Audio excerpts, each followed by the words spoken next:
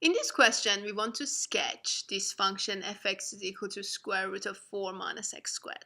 So first off, we can see that this function is in the same format as the function of a semicircle, which has the general format of r squared minus x squared.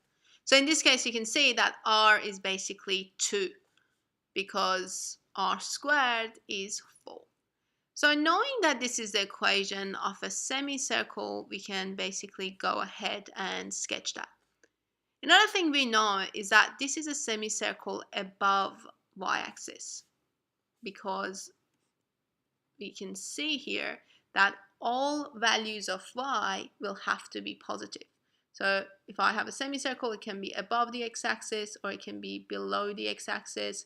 But if we have above the x-axis, we know that the values of y will have to be always positive. And because this is a square root and there's basically a positive coefficient out here, then we can see that this is always going to give us y values that are positive.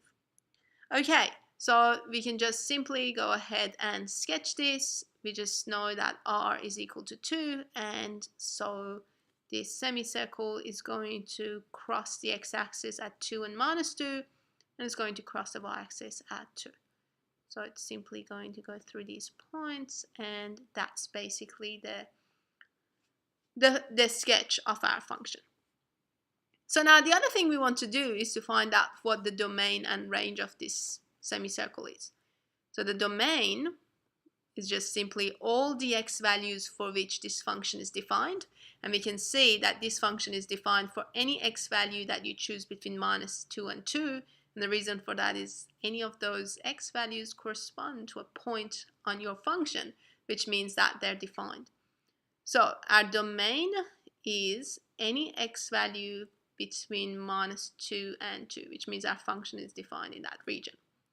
And the range, which basically tells you what values of y can your function experience, we can see that it can take any value between 0 and 2.